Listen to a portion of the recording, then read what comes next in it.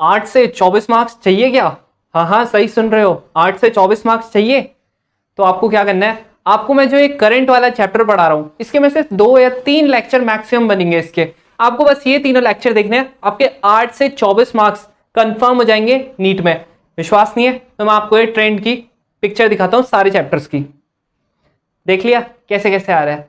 ये देखो आपके 6 क्वेश्चन भी आ रखे हैं, आपके 2 क्वेश्चन तो बहुत बार आ रहे हैं, लेकिन 2 से ज्यादा की पॉसिबिलिटी भी है। तो अगर आपको ये करना है तो आपको ये 3 लेक्चर तो देखने ही देखने पड़ेंगे। मैं आपको इसमें आपके सारे के सारे कॉन्सेप्ट क्लियर करा दूंगा।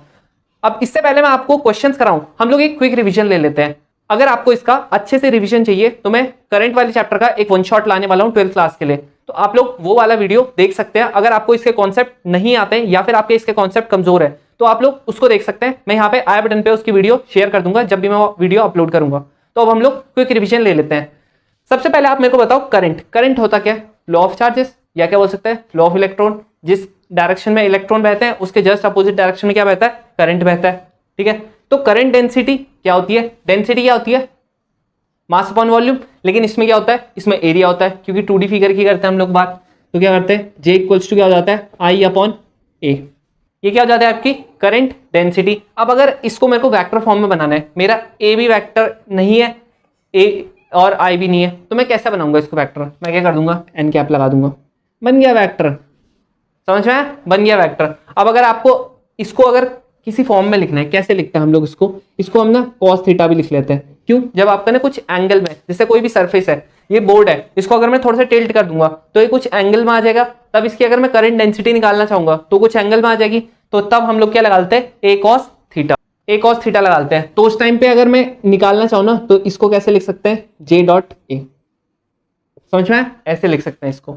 अब इतना हो गया। अब ओम्स लॉ क्या होता है? ओम्स लॉ तो हम सभी ने पढ़ा है, क्या बोलते हैं? V equals to I are.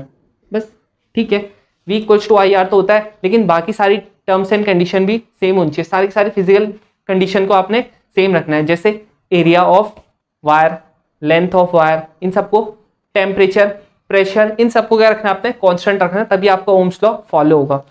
और ओम्स लॉ का ग्राफ कैसे बनता है? ऐसे करके। ठीक है, नहीं ऐसे नहीं बनता है, ऐसे बनना चाहिए था, लेकिन पता क्या होता है, यहां पर से हल्का सा इधर को चले जाता है ओम्स लॉ का ग्राफ। समझ में आया? ओम्स लॉ का ग्राफ हल्का सा इधर को चले जाता है। और अगर आप चाहते हो कि आपके ग्राफ वाला एक भी क्वेश्चन गलत ना हो तो आपको क्या करना है, ये जो आई बटन पे मैंने वीडियो दे रखी है ना, आपको ये पूरी की पूरी प्लेलिस्ट 3 वीडियोस हैं अभी तक, तो आपको तीनों की तीनों वीडियोस देख लेनी है। 11th क्लास तो मैंने सारे बता रखे हैं। 12th क्लास के फर्स्ट और सेकंड चैप्टर में बहुत ज्यादा ग्राफ है, इसलिए मैंने फर्स्ट और सेकंड चैप्टर के बनाए हैं। आगे के भी मैं जल्दी लाऊंगा, लेकिन आगे के मैंने लगभग सारे के सारे बता चुके हैं। वही रिपीट होते रहते हैं, जितने मैंने क्वेश्चन में कराए ना वही होते हैं, और बाकी के मैं करवा दूंगा क्वेश्चंस में। तो ये आपका हो गया क्या? Ohm's law. अब ओम्स लॉ के बाद क्या आता है? रेजिस्टेंस। ये आपको रेजिस्टेंस दिख रहा है ना, यही आपका रेजिस्टेंस। ये क्या होता है? कांस्टेंट होता है। आप लोगों ने रेजिस्टेंस का ये वाला फॉर्मूला ही पढ़ा होगा, रो एल अपॉन ए। ये होता है, इसका मतलब जो रेजिस्टेंस है वो किस पे करता है डिपेंड? वो करता है आपका लेंथ पे करता है। कैसे? डायरेक्टली, मतलब जितनी ज्यादा आप वायर की लेंथ बढ़ाओगे उतना ज्यादा रेजिस्टेंस बढ़ेगा, और एरिया पे इनवर्सली, मतलब जितना आप एरिया बढ़ाओगे वायर का तो क्या होगा? उतना कम रेजिस्टेंस होगा। समझ में आ गया? तो फिर ये मैंने कंडक्टेंस क्यों लिख रखा? कंडक्टेंस पता है क्या होता है? रेजिस्टेंस का उल्टा। यहां देखो टेंस और यहां पे भी टेंस, तो रेजिस्टेंस का उल्टा कंडक्टेंस। बस इतना ही आपको जानना है। रेसिप्रोकल ऑफ रेजिस्टेंस क्या होता है? कंडक्टेंस होता है। अब जैसे ये आपकी रजिस्टिविटी होती है ना, रो क्या होती है? रजिस्टिविटी। वैसे ये कंडक्टिविटी होती है, उसको हम करते हैं सिग्मा से डिनोट। वो क्या होती है? रजिस्टिविटी के उल्टा। रजिस्टिविटी का उल्टा। अब आपको कभी भी कंडक्टिविटी दे रखा है, रजिस्टिविटी निकालना है, 1/रो रखना, बस आ जाएगा यहां से। अब नेक्स्ट क्या आपकी ड्रिफ्ट वेलोसिटी है। ड्रिफ्ट वेलोसिटी क्या होती है? वीडी।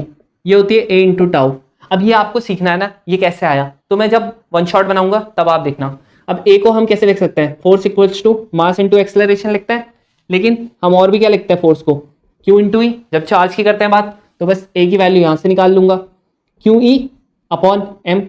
वीडी की जगह पे पुट कर दूंगा, ये कितना आ गया? Q E upon M into tau. अब और आप फर्दर चेंज कर सकते हो, ई को आप क्या लिख सकते हो? वी अपॉन एल लिख सकते हो, वही है ना वेलोसिटी ग्रेडियंट, ये सॉरी पोटेंशियल ग्रेडियंट। बस ये आप रख सकते हो, आपकी और फर्दर आ जाएगी वैल्यू। समझ आ गया? तो ये क्या आएगी? Velocity gradient. अब आपका relation between drift velocity and current, इन दोनों के बीच में क्या होता है, ये होता है इसके बीच में वीडी, बस NEAVD। पता है कैसे आता है, ये ऐसे करके हम लोग एक वायर होती है ना, ऐसे करके होती है, सिलेंड्रिकल होती है, तो इसमें सपोज करते हैं एनी इलेक्ट्रॉन्स गुजर रहे हैं इससे, कितने एरिया से गुजर रहे हैं, ये पूरे एरिया से, इसको लेट से A मान लेते हैं, ठीक है, और इसकी स्पीड क्या मान लेते हैं हम लोग, VD मान लेते हैं इलेक्ट्रॉन्स की। तो इसीलिए जो करंट होता है वो क्या होता है, NEAVD। इसको मैं अच्छे से वन शॉट में समझाऊंगा। आप लोगों को कॉम्बिनेशन ऑफ रेजिस्टेंस तो आता ही होगा मेरे हिसाब से, कौन कौन सा, जैसे हमने कल कैपेसिटर वाले जोड़े थे ना, वैसे ही आपका क्या होता है, रेजिस्टेंस का ही बताया था मैंने। तो सीरीज में क्या होता है रेजिस्टेंस, अगर मैं सीरीज की करता हूं बात, कॉम्बिनेशन की, तो R क्या हो जाता है, R1 प्लस R2 प्लस, जो जितने भी करने हैं, समझ में आया। और आपका जो पैरेलल हो जाता है, पैरेलल किसमें कितना हो जाता है, 1/R equals to 1/R1 plus 1/R2 plus 1/R3, बस यही तो होता है, यही होता है ना। अगर आपको कुछ भी जोड़ना है तो आप इससे जोड़ सकते हो। अब एक और चीज आप ध्यान रखना, कभी कभी ना आपको पता है कैसे देता है, ऐसे करके दे देगा और ऐसे करके दे देगा, और बोलेगा यहां से लेके यहां तक, ये सपोज करो ये 5 ओम है, ये 3 ओम है, ये 12 ओम है, और ये आपका 4 ओम है, ऐसे करके दे देगा। बोलेगा इसका रेजिस्टेंस निकालो टोटल, तो आप कैसे निकालोगे, आप पता है क्या करना है आपने, ये 2 रस्सी को पकड़ना है और इसको ऐसे करके खोल देना है, ठीक है। तो ये कैसा बन जाएगा, ऐसे करके बन जाएगा, ये 12 ओम, 3 ओम, और यहाँ पे 4 ओम, और बाकी ये जो होगा ये 5 ओम बच जाएगा, ऐसे करके बच जाएगा। ये देखो ये क्या आ गया आपका, सीरीज में आ गया। तो सीरीज में क्या हो जाएगा, 12 प्लस 4 16, और ये क्या हो जाएगा 19। तो ये कितना हो गया, ये 19 ओम हो गया। ये दोनों क्या हो गए, पैरेलल में हो गए। तो ये कितना आ जाएगा, 1/R 1/19 प्लस 1/5। आपका R निकाल लेना, 19 इंटू 5/24, इन दोनों को ऐड कर देना, बस ऐसे करके आ जाएगा। समझ में आ गया। ये आपकी एक ट्रिक होती है, ये अपने बहुत लोगों को नहीं आती है। आपको बस क्या पकड़ना है, इनके 2 एंड्स पकड़ना है, खोल देना है, आपका आंसर आ जाएगा। अब अगर ना मैं टेम्परेचर का इफेक्ट बोलूं रेजिस्टेंस पे क्या होता है, तो जो कंडक्टर्स होता है ना, उनका रेजिस्टेंस क्या होता है, कम होता है कि बढ़ता है, उनका रेजिस्टेंस कम होता है कि बढ़ता है, ये बताओ आप। उनका रेजिस्टेंस बढ़ता है। क्यों बढ़ता है, क्यों बढ़ता है, क्योंकि उनका जो रिलैक्सेशन टाइम होता है ना, जो टाउ होता है, वो कम हो जाता है, समझ में। इसलिए क्या होता है, आपका कंडक्टर का रेजिस्टेंस बढ़ता है जैसे जैसे हम टेम्परेचर बढ़ाते हैं। लेकिन सेमीकंडक्टर्स में और इंसुलेटर्स में क्या होता है, उल्टा होता है, जैसे जैसे आप टेम्परेचर बढ़ाओगे ना, उनका रेजिस्टेंस और कम होगा। अब हम लोग क्या पढ़ेंगे, हम लोग पढ़ेंगे जो वायर्स होती है ना, उन पे जो कलर्स लगते हैं, डिफरेंट डिफरेंट कलर्स लगते हैं, तो उसका हम लोग रेजिस्टेंस कैसे निकालते हैं, वो मैं टेबल बना के बताता हूँ। अब देखो ये आपको ना कलर कोडिंग दिख रही है, दिख रही है ना। अब यहाँ पे देखो ब्लैक का क्या है, 0 है, 10⁻0 है। ब्राउन का क्या है, 1, 10⁻1। तो इसकी ना ये पूरे के पूरे जो कलर है ना, इनकी ट्रिक होती है, क्या होती है, BB Roy, great Britain, very good wife, समझ में आया। और हमेशा एक चीज ध्यान में रखना कि जो डार्क कलर्स होते हैं ना, उनका हमेशा क्या होगा, जो कलर कोडिंग होगी ना, वो छोटी होगी डार्क कलर्स की। इसीलिए देखो फर्स्ट वाला क्या आ रहा है, ब्लैक आ रहा है, सेकंड क्या आ रहा है, ब्राउन, थर्ड रेड, फिर orange, yellow, green, blue, violet, grey, और फिर लास्ट में व्हाइट आ रहा है। और जो उसके बाद क्या है ना, ये गोल्ड, सिल्वर और नो कलर, इनका क्या आता है, ये क्या आता है, परसेंटेज वाले होते हैं। अब परसेंटेज क्या होता है, ये देख लो आप, कि जो गोल्ड होता है उसका क्या होता है 5%, जो आपका सिल्वर होता है उसका क्या होता है 10%, और जो ये नो कलर वाले होते हैं इनका 20% होता है। तो इसका ना एक फॉर्मूला होता है। अगर आपको ना कभी भी जैसे ऐसे करके वायर है, यहां पर बोला उसने कि यहां पर ये रेड कलर था, यहां पर बोला है कि यहां पे ब्राउन कलर था, फिर बोला उसने कि ये जो तीसरा कलर था इसमें, ये तो गैप नहीं होगा, मतलब मैंने बना दिया, थोड़ा दूर दूर बना दिया ताकि अच्छे से आपको समझ आ सके, ब्लू है, और लास्ट में क्या होगा, बोला इसमें नो कलर है। तो पता है इसका कैसे लिखते हैं हम लोग जो फर्स्ट कलर का जो नंबर है ना, उसको लिखते हैं A, जो सेकंड कलर का नंबर है उसको लिखते हैं B, जो थर्ड कलर का नंबर है इंटू 10⁻C, फिर लास्ट वाले का प्लस माइनस जो भी ये नो कलर वाला होगा इसको D लिखते हैं। समझ में आ गया। जैसे अगर ये टेबल दिख रही है आपको, इसमें रेड का क्या था, इसमें रेड का है 2, जो आपका ब्राउन है उसका क्या है 1, फिर उसके बाद इंटू 10⁻, ब्लू का कितना है, वो 10⁻ वाला लेंगे, 10⁻ कितना है 6, फिर नो कलर का कितना है प्लस माइनस 20। तो ये देखो एग्जैक्टली ये आ गया 2, 1 इंटू 10⁻6 प्लस माइनस 20%। तो ये कैसे आया, ये वैसे ही करके आया। ये आपको समझना पड़ेगा कैसे करके, हर किसी में सेम ही रूल होता है, बस आपको करना है ये BB Roy, great Britain, very good wife, अगर आपको इतना आता है, और लास्ट में क्या करना है, गोल्ड, सिल्वर, और लास्ट में नो कलर, 5%, 10%, 20%, ये लिखना है। अगर आपको इतना आता है तो देखना इसके कितने सारे क्वेश्चन पूछे गए। देखो ये जो फर्स्ट क्वेश्चन है बोला which of the following graph represent the variation of resistivity with temperature for copper. अभी मैंने आपको बताया था कि जैसे जैसे आपका टेम्परेचर बढ़ेगा वैसे वैसे आपका रेजिस्टेंस बढ़ेगा, और जैसे जैसे रेजिस्टेंस बढ़ेगा रजिस्टिविटी भी बढ़ेगी। क्यों? डायरेक्टली प्रोपोर्शनल होती है। तो देख लेते हैं यहाँ पे देखो फर्स्ट वाले में तो इन्वर्सली है, गलत।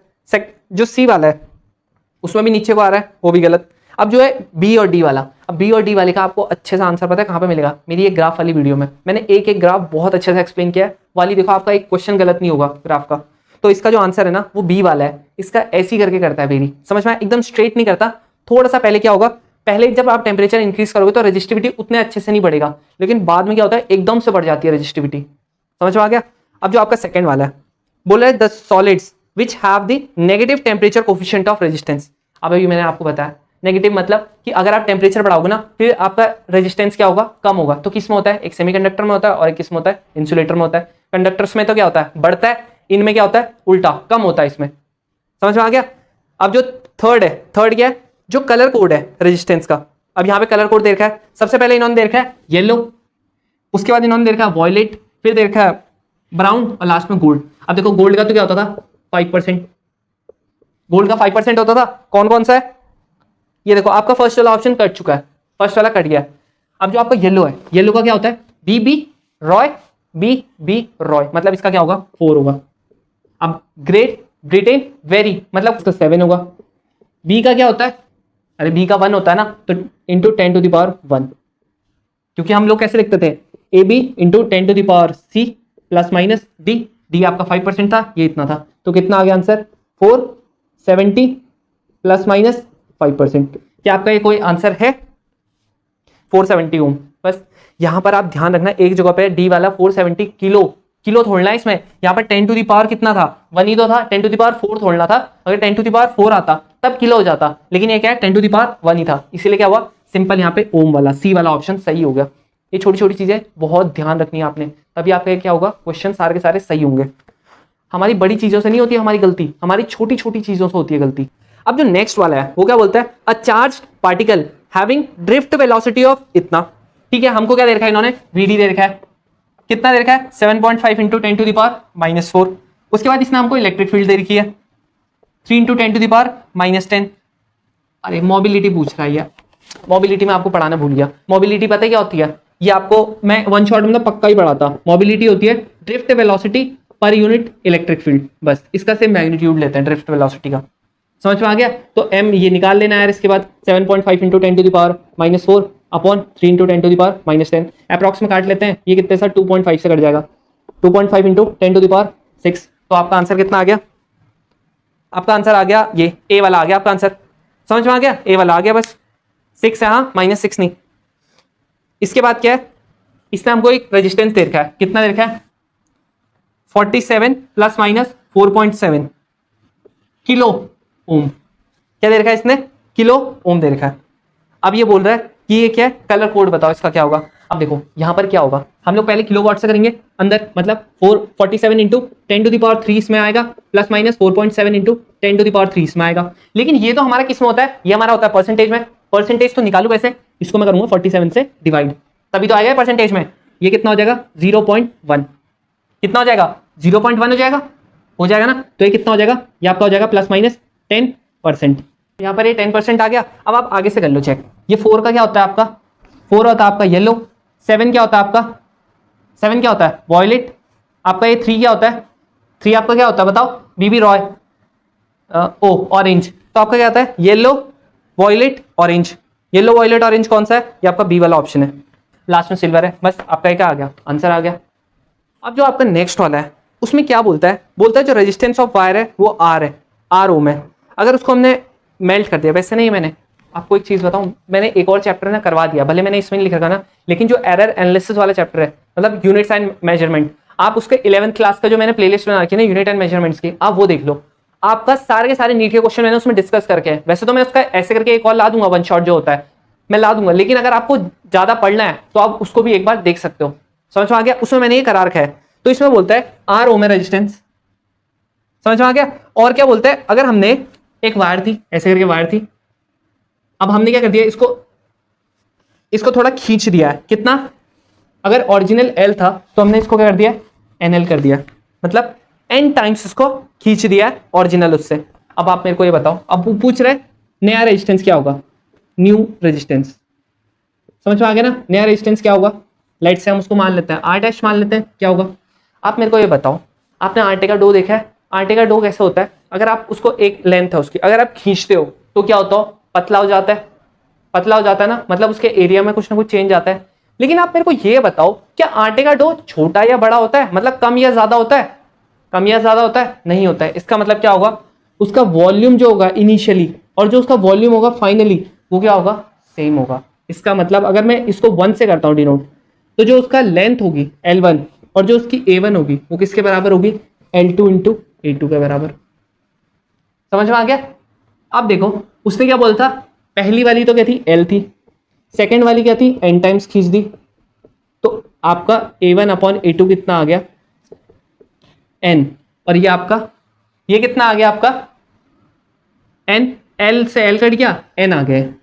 अब आप बोल रहे होंगे मैं निकाल क्यों रहा हूं, अरे मेरे भाई रेजिस्टेंस का फॉर्मूला क्या होता है, ये होता है, ये होता है। अगर ये फर्स्ट वाला मान लेता हूं मैं, तो सेकंड वाला कितना हो जाएगा, R डैश क्या हो जाएगा आपका, रो, रो तो सेम ही रहेगा ना, उसने बोला वायर चेंज की, मैंने नहीं की, तो रो तो सेम ही रहेगी, रजिस्टिविटी हर एक वायर की सेम रहती है, L2 अपॉन LA2, रो से रो कट गया, ये तो R ही था, ये इसने बोला था हमको जो L1 है, मतलब अगर ये L है तो ये क्या है, NL है, into A2 upon A1, L से L कट गया, 1 अपॉन N इंटू, अभी A1 अपॉन A2 की वैल्यू कितनी आ रही थी, NR थी, तो 1 अपॉन N ये आ गया, तो R अपॉन R डैश कितना हो गया, 1 अपॉन N स्क्वायर, तो R डैश कितना हो गया, N स्क्वायर इंटू R। इसका मतलब जितना आप रजिस्टेंस, ये देखो जितना इसने लेंथ बढ़ाई उतनी ज्यादा आपकी रेजिस्टेंस बढ़ी है। कैसे बढ़ी है, वो ये आ गया। आपका इसका एरर का भी क्वेश्चन आता है, अब वो कैसे आता है, जब मैं एरर एनालिसिस पढ़ाऊंगा तब बताऊंगा। समझ में आ गया ना, वैसे मैंने बता रखा है मैं एरर एनालिसिस में ही बताता इसको, लेकिन यहाँ पे आ गया, चलो यहाँ पे भी सीख लो। ये जो नेक्स्ट वाला है ना, ये आपका होमवर्क है, आप मेरे को ये वाला क्वेश्चन बताना इसका क्या होगा, और इससे अगला वाला बाकी क्वेश्चन आप कर ही सकते हो। ये सारे के सारे क्वेश्चन हमने कर लिए हैं, अब जितने बचे हैं ना वो आप करना, वो आपकी प्रैक्टिस के लिए होंगे। समझ में आया, कॉन्सेप्ट एक ही लगता है, देखो सेम ही क्वेश्चन हो रहे हैं रिपीट। जो आपका ये देखो, जो मैंने आपको एरर वाला बताया ना, ये उससे पहले भी हुआ था रिपीट। समझ में आया, वो पहले भी हुआ था उसका रिपीट, बस उसमें उसने क्या दे दिया था, रेजिस्टेंस की वैल्यू दे दी थी, 2013 में हुआ था रिपीट। तो ऐसे करके ना क्वेश्चंस रिपीट होते हैं। कॉन्सेप्ट देखना फिक्स्ड है, कॉन्सेप्ट समझ में आया, फिक्स है कॉन्सेप्ट, बस उसी को घुमा घुमा के वो क्या करता रहता है, उसका कॉन्सेप्ट क्वेश्चन बनाता रहता। अगर आपने कॉन्सेप्ट समझ लिया और आपने हल्का सा दिमाग लगा दिया, बस आपको क्वेश्चन वहीं पे, 4 मार्क्स वहीं पे, मतलब अगर 6 क्वेश्चन आ गए 24 मार्क्स आपका वहीं पे। समझ आ गया। अब जो नेक्स्ट टाइप के हैं, बोलते हैं एन रजिस्टर्स हैं जिनका रेजिस्टेंस कितना है, R है, और वो क्या है, सीरीज में। अब सीरीज में होंगे तो क्या होगा, हम लोगों ने सारे के सारे क्या कर दिए होंगे, ऐसे करके ऐड कर दिए होंगे। लेट से इसको क्या मान लेता है, RS मान लो, मतलब सीरीज वाले। टोटल तो इतना ही होगा ना रेजिस्टेंस, सारे के सारे रेजिस्टेंस को मैंने ऐड कर दिया, मुझे पता नहीं था कितने, N पता था, N है तो N कर दिया, NR। समझ में आ गया ना, R plus R plus R plus N times तो NR हो गया। वो बोलता है इसका जो EMF है वो E है, और जो इससे करंट ड्रॉ होती है वो I है। अब वो बोलता है जो ये बैटरी है ना, इसका जो इंटरनल रेजिस्टेंस है वो भी R है, तो मेरा जो टोटल रेजिस्टेंस हो गया वो क्या हो गया, RS प्लस R। तो ये कितना हो गया, N प्लस 1 R। ये कैसे हुआ, इसकी वैल्यू थी NR, R कॉमन ले लिया, हो गया। जो सेकंड है वो बोलता है कि जो अब फिर से N रजिस्टर्स है उस पर, लेकिन इस बार पैरेलल में, तो पैरेलल में कैसे करके होता है, 1 अपॉन R। अगर मैं इसको RP मान लेता हूं तो 1 upon R plus 1 upon R, ऐसे करके होता रहा, तो 1 अपॉन RP जो होगा वो कितना आ गया, इतना, तो RP कितना हो गया, R अपॉन N। इतना हो चुका आपका रेजिस्टेंस। अब वो बोलता है इसको भी हमने सेम बैटरी से किया, मतलब इसको भी हमने क्या किया, सेम बैटरी से किया, मतलब इसका भी इंटरनल रेजिस्टेंस कितना होगा, R होगा। तो इसका जो R डैश टोटल हो गया वो कितना हो गया, RP प्लस R। अब RP कितना था, R upon N plus R, तो यहां पर ये कितना हो गया, N प्लस 1 अपॉन N। आपको ये क्वेश्चन ध्यान से पढ़ना था, अगर आपने यहां पर ये वाला नहीं जोड़ोगे ना इंटरनल रेजिस्टेंस, आपका बिल्कुल गलत होगा, बिल्कुल गलत। समझ में आ गया। अब लास्ट में क्या पूछता है, N की वैल्यू पूछ रहा है, बोल रहा है जब ये है ना, ये वाले टाइम पे जो आपका करंट है ना वो कितना है, 10I है, मतलब इसके कंपैरिजन में 10 गुना करंट हमारी बढ़ जाती है, तो हमारी N की वैल्यू क्या हो जाएगी, N की वैल्यू क्या हो जाएगी। तो हमको पता है, हम लोग को सिर्फ रेजिस्टेंस का निकाल, हमको एक चीज पता है, ओम्स लॉ से V equals to I R पता है। अब आपका जब बैटरी सेम थी, इसका मतलब ये जो E लिख रहा है ये V और E को पता है ना, सेम ही होता है लगभग। नहीं पता है, वन शॉट देख लेना। ये E है, E को क्या करेंगे हम लोग, बराबर ले लेंगे किसके, आई आर के। ये कौन सा था, ये दोनों सीरीज वाले थे और ये दोनों पैरेलल वाले थे, समझ में आया ना। ये वाले तो क्या कर देंगे आर टी और ये आर डैश टी, ये वाला यहाँ पे, ये वाला यहाँ पे। अब वैल्यू कर देते हैं पुट। अगर इसकी वैल्यू आई है, इसकी वैल्यू इतनी है, तो उसी में इसकी वैल्यू 10 गुना है और इसकी वैल्यू कितनी है n plus 1 upon n into R. ये r से आपका घट गया r, i से घट गया i, ये कितना आ गया n प्लस 1 से घट गया n प्लस 1, ये इधर जाएगा, ये कितना आ गया 10 आ गया। सब कुछ कट कुट के आपका आंसर ये आ गया। देखा कितना ईजी था। अरे बताओ इसमें एक नया कॉन्सेप्ट बताओ यार मेरे को, जिसको इसमें नया कॉन्सेप्ट लगा होगा ना कि गजब सा क्वेश्चन पूछ दिया, बहुत ही ज्यादा गजब, बहुत ही टफ, तो मेरे को बताओ यार। अरे सेम क्वेश्चन आते हैं हमेशा, बस क्या करेगा कॉन्सेप्ट घुमाते रहेगा। कहीं बोलेगा सेल लगा दिया मैंने सीरीज में, कभी कहेगा पैरेलल में लगा दिया, ये कर दिया वो कर दिया बस। जो अगला वाला क्वेश्चन है इसमें बोलते हैं एबीसी क्या है, वोल्ट मीटर्स है, जिनका रेजिस्टेंस कितना है आर, इस ए का कितना है आर, इसका है 1.5 आर, इसका है 3 आर, ठीक है। अब जब ना when some potential differences applied, इसने बोला कुछ पोटेंशियल डिफरेंस अप्लाइड किया किसके, एक्स और वाई के बीच में, तो जो रीडिंग आई ना वो पता कितनी आई, वी ए वी बी और वी सी, कितनी आई V A V B and V C. तो उसके बाद ये रिलेशन पूछ रहा है इन दोनों में। अब आप मेरे को बताओ, सबसे पहले तो इस फिगर को देखते ही मेरे को पता लग रहा है ये मेरा सीरीज में, ये मेरे पैरेलल में। पैरेलल में क्या होता है, क्या होता है, वोल्टेज सेम रहती है। इसका तो मतलब ये हो गया V B equals to V C, ये हो गया, ये सीधा सीधा मेरे को पता लग गया है। ये अगर मैं ऑप्शन देखता हूं तो मेरा खुद ही सिर्फ सी वाला कट चुका है और मेरा बी वाला भी कट चुका है। मेरा ए और बी में, ए और डी में क्या है ऑप्शन है कि इन दोनों में से कौन सा सही होगा। यही फिगर देखते हैं मेरे को पता लग गया। अब मैं इसका जरा निकालता हूं कितना होगा इसका रेजिस्टेंस। तो 1 अपॉन आर टी जो होगा वो कितना हो जाएगा 1 upon 1.5 R plus 3 R, 1 upon R T. इसको क्या लिख सकता हूं मैं 3/2 लिख सकता हूं, 3/2 लिख सकता हूं ना। अब 3 आर आ गया मेरा ये और ऊपर से 3, तो मेरा आर टी कितना आ गया आर के बराबर आ गया। तो इसका अगर मैं सिंप्लीफाइड बनाऊं ना तो ए का आर था और ये जो नया आया पी मान लेता हूं, इसका भी कितना आ गया आर आ गया, आर आ गया। अब आप मेरे को ये बताओ सीरीज में क्या सेम रहती है, मैंने बताया था सीरीज में होती है करंट सेम। अब आपकी अगर करंट सेम होगी सीरीज में तो आप मेरे को बताओ V इक्वल्स टू क्या होता है आई आर। अगर आपका करंट सेम है और रेजिस्टेंस भी सेम है, आपकी वोल्टेज सेम आएगी कि नहीं आएगी, आएगी कि नहीं आएगी, बिल्कुल आएगी। तो इसका मतलब जो VA की वोल्टेज है वो VB और VC के बराबर आएगी।